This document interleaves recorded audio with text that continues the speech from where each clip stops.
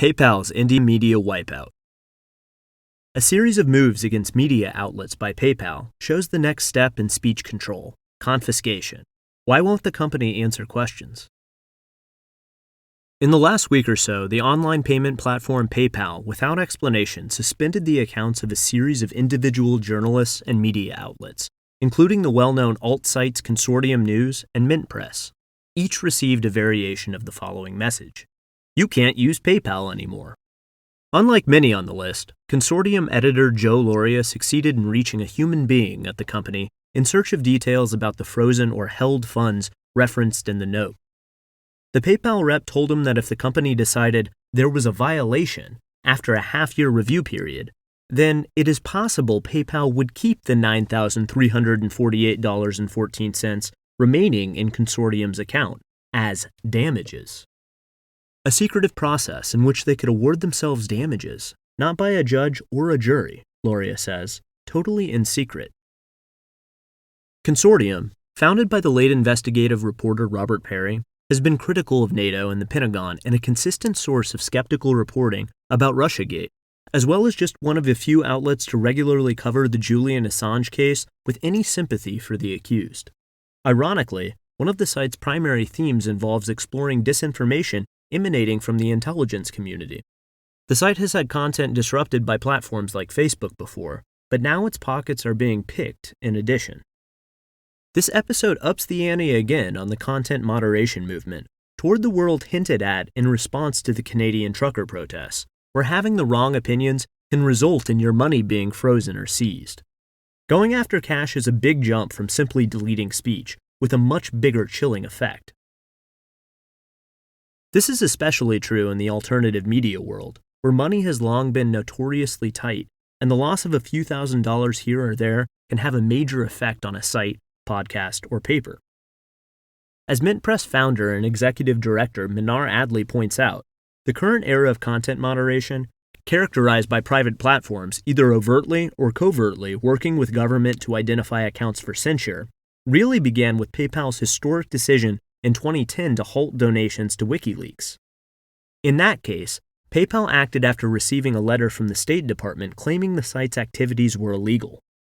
PayPal banning donations from WikiLeaks really set up the blueprint for today's censorship, Adley says. Loria believes PayPal is basing a potential claim on his company's funds on a list of restricted activities in its service agreement that includes providing false, inaccurate, or misleading information. He notes, of course, that false is what they think is false, that is, which is troubling for a pair of big reasons. One is the ongoing possibility of government or law enforcement involvement in fact-checking decisions, as PayPal announced just last year it would be cooperating with authorities in a content moderation campaign.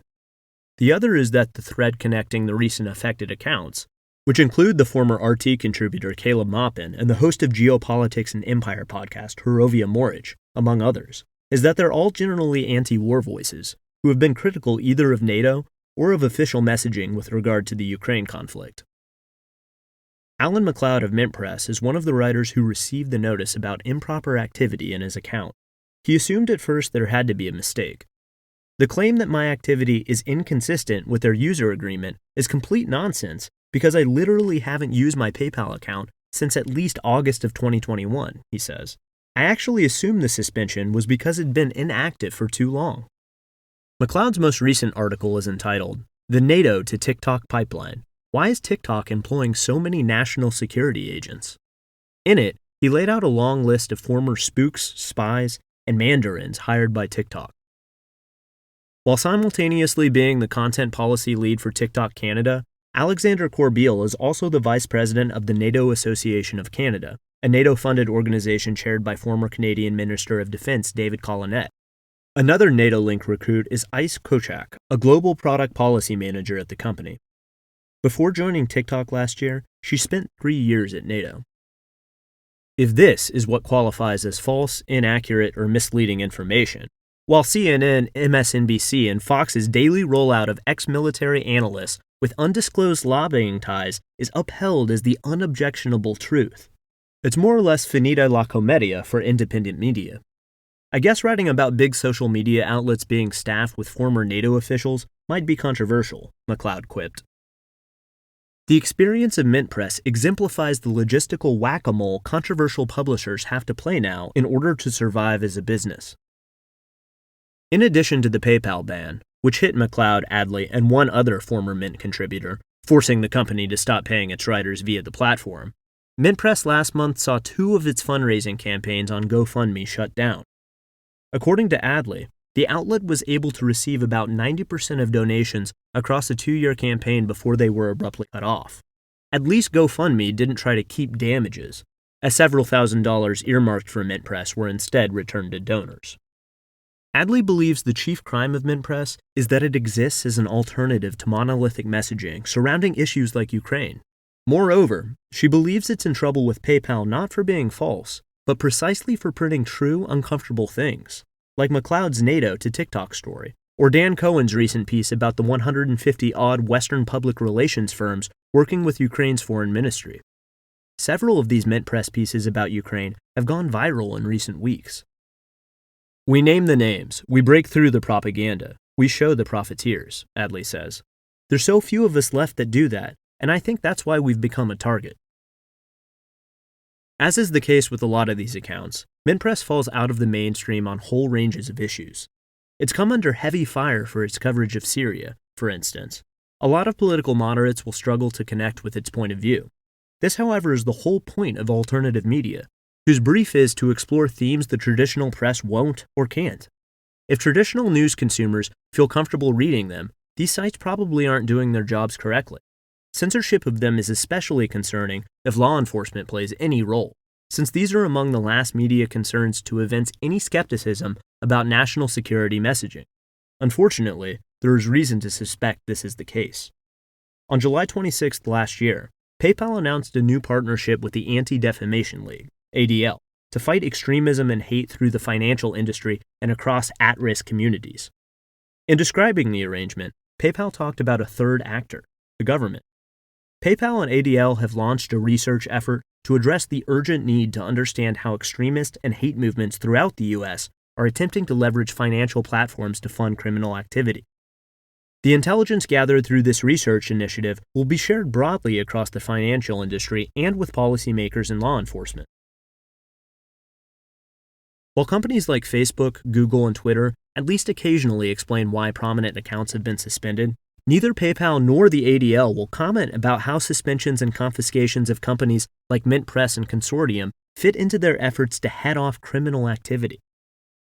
I reached out this week not just to the media relations offices of PayPal and the ADL, but to figures quoted in last year's announcement, including ADL's Jonathan Greenblatt and PayPal Chief Risk Officer Aaron Karsmer, getting no response anywhere. The ADL silence is particularly galling because some of the suspended accounts have written extensively about neo-Nazi movements not just in Ukraine, but in the US and in other countries, including Russia. McLeod only just recently published a thread on the Nazi symbols worn by soldiers on both sides of the Ukraine conflict. Is the ADL really interested in suppressing these voices? Why will they not answer questions on this front? At the very least, the ADL and PayPal should both explain the nature of their relationship to policymakers and law enforcement. Are they getting recommendations on whom to suspend from authorities? How do they identify sites for censure? So long as PayPal takes money from customers without guaranteeing they will explain suspension or confiscation decisions, or at least deigns to answer media queries about its decisions, media outlets should probably think twice about using their services. PayPal was sued earlier this year by 3 other account holders for similar freezing of accounts without explanation. One of the original complainants was Chris Moneymaker, winner of the 2003 World Series of Poker, who claimed PayPal placed a hold on $12,000 of his money. The firm ultimately returned the funds, according to Bloomberg. The litigation involving the other complainants is still pending. PayPal, meanwhile, has periodically cut off other controversial media outlets, on both the left and the right. A former InfoWars employee named David Knight, for instance, saw his independent broadcast show cut off last year, ironically after he broke with Alex Jones over the Stop the Steal issue. All of this is going on at a time when the Biden administration just announced the formation of a dystopian Disinformation Governance Board, preposterously headed by a bubbly former Kenan Institute fellow, Nina the singing neoliberal Jankowicz. In a detail Jonathan Swift couldn't have written better, Jankowicz, who once cited the author of the greatest news hoax of our generation, Christopher Steele, as an expert on the evolution of disinfo, last year put out a video of herself as the Mary Poppins of disinformation.